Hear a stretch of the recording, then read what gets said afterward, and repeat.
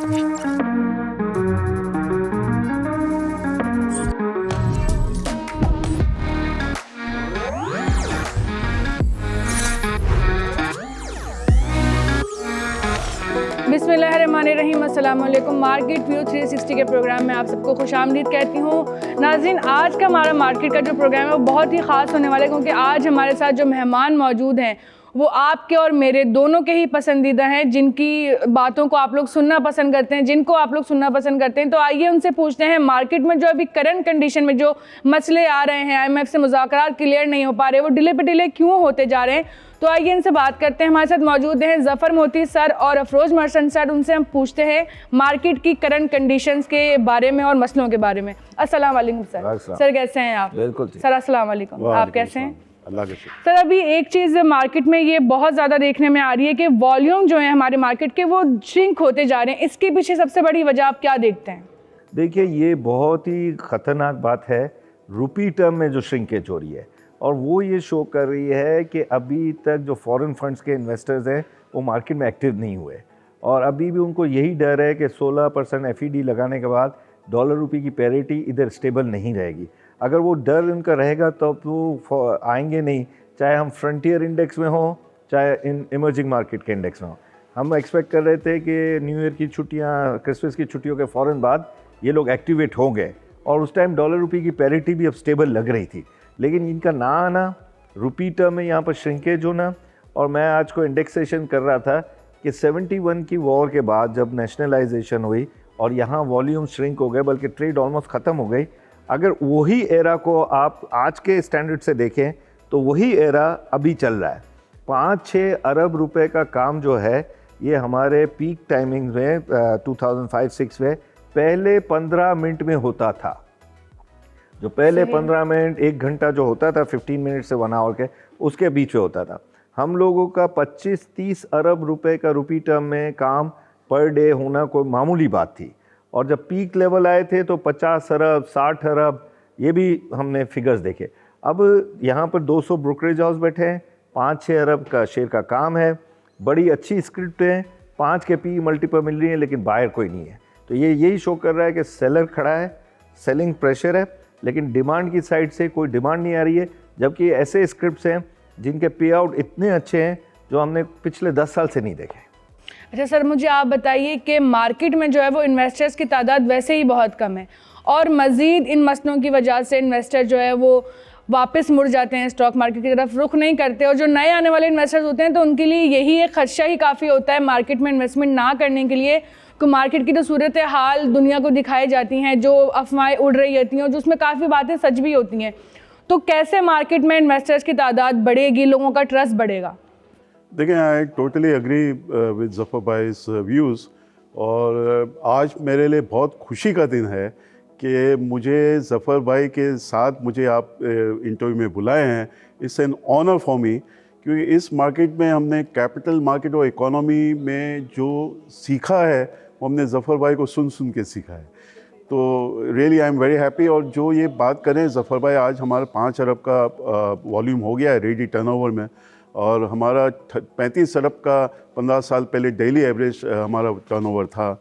और अगर आप देखें, बहुत ही सही बात की, अब टॉप 10 वॉल्यूम्स जो है ना वो सही, मैं समझता हूँ कि क्योंकि जब टॉप 10 वॉल्यूम्स सेकंड टियर और थर्ड टियर में हो, आज 10 के 10 टॉप 10 वॉल्यूम्स सेकंड और थर्ड टियर में होते हैं, वो सस्टेन नहीं हो सकते। अगर आपको याद हो, कुछ महीने पहले 50 अरब का काम भी होना शुरू हो गया था, लेकिन वो सस्टेन इसलिए नहीं होगा कि देखें, सेकंड टियर और थर्ड टियर जो एसेट क्लास में डिफाइन किया जाता है, कैपिटल मार्केट और प्रॉपर्टी, एसेट्स, शेयर्स और प्रॉपर्टी दोनों रिस्की एसेट क्लास में कैटेगराइज होते हैं। जिसमें अब स्टॉक्स में हम आ जाएं तो टॉप टियर, जिसको हम ब्लू चिप्स भी कहते हैं, वो लेस रिस्की है, सेकेंड टियर वो उससे ज़्यादा रिस्की है, और थर्ड टियर में उससे ज़्यादा और रिस्की है। तो इस वक्त टॉप 10 वॉल्यूम सारे सेकेंड टियर थर्ड टियर है। बहुत सारे प्रॉफिट भी करते हैं, लेकिन बहुत सारे लॉस भी करते हैं। मैं समझता हूँ सेकेंड थर्ड टियर में एक आम स्मॉल इन्वेस्टर ज़्यादातर, मैं समझता हूँ वो प्रॉफिट नहीं कर सकता। डिविडेंड वाले स्टॉक्स में अगर वो गेन नहीं कर रहा है तो उसको पता है साल में 2 से 4 मरतबा मुझे डिविडेंड तो मिलेगा। तो दिस इज़ द रीज़न कि हमारे युवाइन जो ये सिर्फ इस वक्त सेकेंड और थर्ड टियर में काम हो रहा है। अनफॉर्चुनेटली इसकी वजह से मैं समझता हूँ हमारे यूआईन कस्टमर्स भी नहीं बढ़ रहे as a percentage of population. Pakistan stock market, Pakistan is the only country in the world जो as a percentage of population हमारा यूआईन कम हो रहे हैं, बढ़ नहीं रहे। 2.23 करोड़ की आबादी 0.1 भी नहीं है। तो हम जब तक एजुकेट नहीं करेंगे, हमारे पास जफ़र भाई है, दूसरे अच्छे अच्छे प्रोफेशनल ब्रोकर्स है।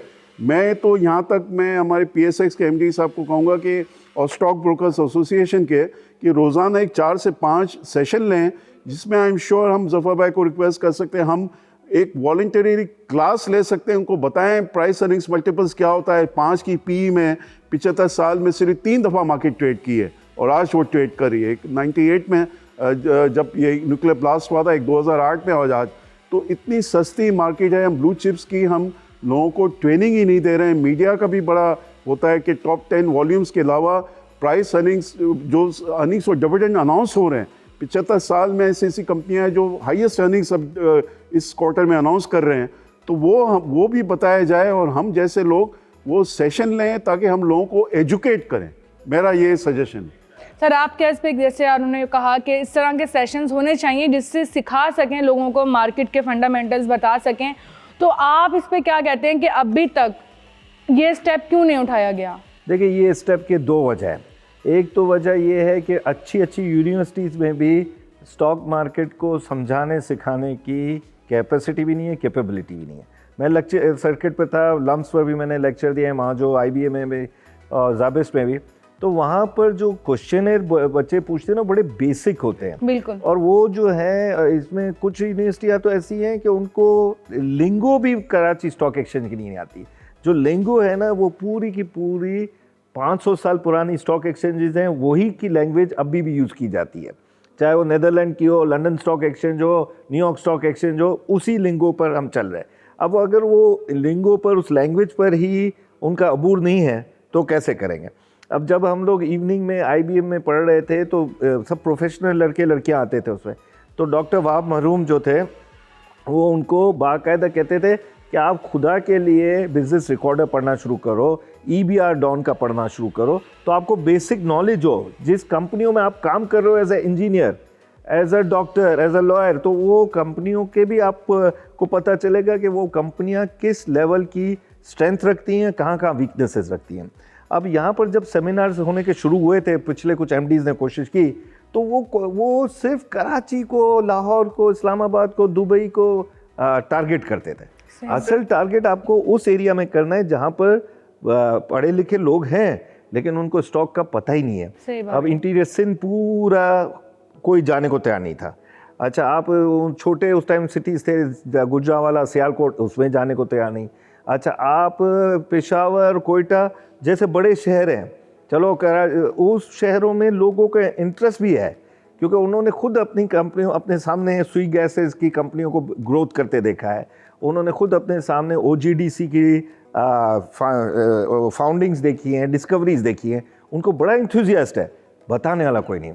अब ये अगर सेमिनार शुरू करेंगे तो ये सिर्फ इस प्रेमिसेस में नहीं होने चाहिए, ये होने चाहिए नॉर्थ कराची में भी करें तो उस एरिया में होना चाहिए जहाँ पर बच्चों ने पढ़ा है थोड़ा बहुत लेकिन उसको पता नहीं है। इसकी कॉस्ट स्टॉक एक्सचेंज खुद बेयर करे। बिल्कुल। और ये कोई मसला नहीं है, हम दोनों भी जा सकते हैं, हम बेसिक ट्रेनिंग में कोई ऐसा मसला नहीं है। अब आपके जो ये नए प्रोग्राम्स चलते हैं, ये भी एक टीचिंग लर्निंग का है। लोगों को देखने वाले को ये होना चाहिए कि उसका एंथुसियाज्म होना चाहिए। अब तो आपको गूगल पर भी लेक्चर मिल जाएगा, आपको अच्छी बुक्स भी मिल जाएंगी।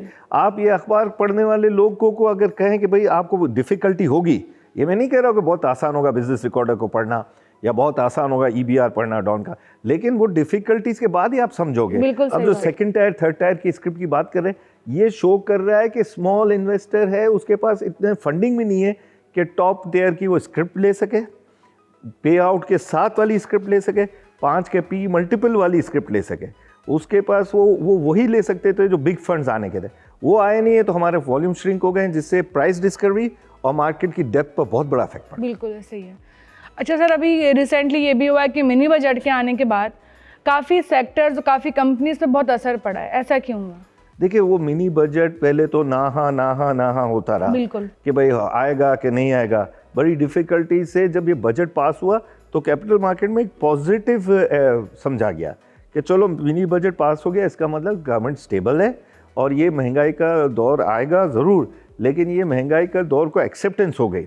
लेकिन उसके बाद जो मिनी बजट के आने के बाद दूसरी हमारी बैड न्यूज़ बहुत आ रही हैं, वो कंटिन्यूस है। माइक्रो लेवल पर कंपनियों की नहीं है कोई बैड न्यूज़ आ रही है मैक्रो लेवल पर कि गवर्नमेंट में क्या हो रहा है, इस्लामाबाद में क्या हो रहा है। अब ये तो आप हम दोनों मानते हैं कि अब कई यूटिलिटी की स्क्रिप्ट जो हैं वो जो यूटिलिटी बेच रही थी वही ख़त्म हो गई है।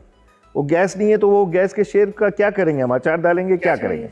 अब वो जो यूटिलिटी नहीं है, आज भी लॉसेस के इलेक्ट्रिक के लॉसेस की पूरी खबरें हर जगह चल रही हैं। तो ये सब हमारे सामने है, लेकिन कई अच्छी स्क्रिप्ट जो हैं वो बिलो लेवल पर मिल रही हैं, इतनी सेंसिबल प्राइस पर मिल रही हैं, लेकिन बायर नहीं है। और इसका मैं पूरा इल्ज़ाम लिक्विडिटी क्रंच को दूंगा। सर अभी ये भी सुनने में आया कि कोल प्राइसेस बढ़ गई हैं, डॉलर भी मज़ीद बढ़ने वाला है, तो उस पर आप क्या कहना चाहेंगे? देखिए रुपी तो ज़ाहिर रुपी पे प्रेशर इसलिए आ रहा है क्योंकि हमारे इंपोर्ट्स जो है वो बहुत बढ़ गई है। और इंपोर्ट्स पे अब मिनी बजट का एक जो मेजर मकसद ये है कि किसी तरह कुछ हमारे इंपोर्ट्स पे कंट्रोल हो। ऑटो सेक्टर में मज़ीद इन्होंने टैक्सेस ड्यूटीज़ वगैरह लगा दिए। तो ये रुपी एक खुशाइन बात इस तरह से है कि रुपी इस वक्त रियल रेट पे चल रहा है। देखें इकोनॉमिक्स में एक टर्मिनोलॉजी है रियल इफ़ेक्टिव एक्सचेंज रेट, तो वो भी गलत था। जब हमारा रियल इफ़ेक्टिव एक्सचेंज रेट 127 पे था तो हमने 100 रुपये पे रुपी को रखा था, यानी rupee was over valued bye 27%। तो ये तो उसी गवर्नमेंट में शुरू हो गया था। डॉक्टर मिफ्ता इस्माइल आए थे बीइंग एन इकोनॉमिस्ट, तो उन्होंने समझा कि भाई रुपी को जो है वो उसके नेचुरल उसके उस पर होना चाहिए। तो रुपी हमारा डेप्रिशिएट काफ़ी हुआ और अब रियल इफेक्टिव एक्सचेंज रेट इस वक्त 97 है, यानी रुपी अंडर वैल्यूड है। तो हमें अनलेस के इंपोर्ट्स मज़ीद बढ़े, लेकिन ये महीने जो इंपोर्ट्स बढ़ना जितना था वो बढ़ चुका है। अब वो वहाँ पर अब पीक पे खड़ा हुआ है, अब नीचे की तरफ होपफुली, क्योंकि 50 to 70% पाकिस्तान के कंट्रोल में नहीं है। इंटरनेशनल कमोडिटी प्राइसेस जो है वो नीचे जब आएगी hopefully with in few months. Omicron ने काफ़ी किया है लेकिन इतना डैमेजिंग नहीं हुआ है कि हॉस्पिटलाइजेशन और वो। तो ये सप्लाई चेन जो बेहतर होती है जिसकी वजह से कोल आप जो बात कर रहे थे 130 से जो है वो काफ़ी बढ़ गया, $130 पर टन था। ये सारी चीज़ें जब नीचे आएगी तो मैं समझता हूँ ये 6 महीने की मैं समझता हूँ तकलीफ़ है जुलाई से। इसीलिए स्टेट बैंक ने देखें मॉनेटरी पॉलिसी में उन्होंने कहा 9 से 11% इन्फ्लेशन रहेगा इस साल और 11% के करीब रहेगा। 11.5 तो पिछले साल महीने था, लेकिन उन्होंने अगले साल फिस्कल ईयर 23 में उन्होंने कहा है कि इन्फ्लेशन 5 से 7% पे आ जाएगा। तो ये एक खुशाइन बात है कि हमें ये साल जो है अगेन प्राइमरीली कोविड की वजह से, और अगर $10 बिलियन का हमारा सिर्फ ऑयल इंपोर्ट हुआ है 6 महीने में, तो ऑयल की प्राइसेस इतनी बढ़ी है। तो ये जब हमारी चीज़ें इंपोर्ट्स को कंट्रोल अच्छी बात हो रही है, एक्सपोर्ट्स हमारी इंक्रीज़ हो रही है, आईटी के एक्सपोर्ट्स इंक्रीज़ हो रही है, रेमिटेंसेस इंक्रीज़ हो रहे हैं, तो बहुत सारी अच्छी चीज़ें हो रही है। इंपोर्ट्स जैसा कम होना शुरू हो जाती है तो मैं नहीं समझता हूँ ये रुपी तो मैं 170 पे मैं समझता हूँ ये इवेंचुअली आ जाएगा, जो अभी 177 पे जो चल रहा है। अच्छा सर, अभी एक ये भी चीज़ देखने में आई है कि IMF से जो मुज़ाकरात हैं वो डिले पे डिले हुए जा रहे हैं, तो आप क्या समझते हैं कि इसमें गवर्नमेंट का कितना हाथ है? 99% गवर्नमेंट का हाथ है। गवर्नमेंट का और क्योंकि गवर्नमेंट जो है वो ये चाह रही है कि थोड़ा टाइम मिले, ब्रीदिंग स्पेस, तो जो बाकी डिमांड्स हैं IMF की वो पूरी कर लें, क्योंकि वो उनके पास अब ये कि भाई फेलियर की जगह नहीं रही है। हमने पहले भी गलती कर दी थी कि जब जाना था तो नहीं गए थे, जबकि सबको पता था जिस टाइम ये नई हुकूमत आई कि किस पोजीशन पर किस लेवल का ख़जाना खाली होने पर ये हुकूमत को, नई हुकूमत को दिया जा रहा है। तो उसी टाइम अगर असद उमर साहब हमारे साथ बोर्ड पर भी थे, वो जो हम फ्रेंडली कंट्रीज़ की तरफ की जगह IMF की तरफ ही देख लेते तो इतनी मुश्किलात नहीं आती। अब गवर्नमेंट के लिए मुश्किल आती है कि वो थोड़े दिन एक्सटेंशन मांग कर ये चाहती है कि वो सब लवाजमात, सब डिमांड जो है IMF की वो पूरी करके उसके बाद जाएं, ताकि हमको फौरी तौर पर ये जो प्रेशर है रिज़र्व ना होने का और जो प्रेशर हमारे इंपोर्ट बिल का बढ़ रहा है वो थोड़ा कम होगा। अच्छा, आप दोनों क्या समझते हैं कि IMF से मुज़ाकरात डन होने के बाद, पूरे होने के बाद स्टॉक मार्केट पे क्या जो है ना पॉजिटिव असरात पड़ सकते हैं? नहीं, देखिए, जो इन्होंने ज़फ़र भाई ने बात की, I would 100% agree with him कि ये एक साल हमने लूज़ किया जब असद उमर फाइनेंस मिनिस्टर बने थे, क्योंकि वो सोच रहे थे कि जाना या ना जाना उस पर डिसाइड नहीं कर पाए, जिसकी वजह से उनकी जगह फिर डॉक्टर हफीज़ शेख को ले आए। मेरे ख्याल है एक साल वो कर लेते, चले, जो हो गया। लेकिन अब मैं समझता हूँ, देखिए, $1 billion is not a big amount, लेकिन इस IMF का ये अप्रूवल, अब देखें, उन्होंने, शौकत तरीन ने, उन्होंने कल भी स्टेटमेंट दिया है। उन्होंने कहा कि देखें, जो मनी बिल होता है ना, वो सिर्फ नेशनल असेंबली से अप्रूव कराना होता है, लेकिन जो स्टेट बैंक का जो बिल है ना, वो नेशनल असेंबली के अलावा सेनेट से भी अप्रूव कराना होता है। तो मनी बिल और स्टेट बैंक का बिल दोनों नेशनल असेंबली से तो अप्रूव हो गया, सेनेट से अप्रूव नहीं हुआ है। तो इसमें सिर्फ 4 दिन की उन्होंने 28 जनवरी की जगह अब 2 फरवरी को उनको रिक्वेस्ट की कि उससे पहले हम सेनेट से अप्रूव करा लेंगे। तो $1 बिलियन की बात नहीं है, 1 बिलियन इंशाल्लाह 2 फरवरी को हम वो IMF अप्रूव भी कर देगा।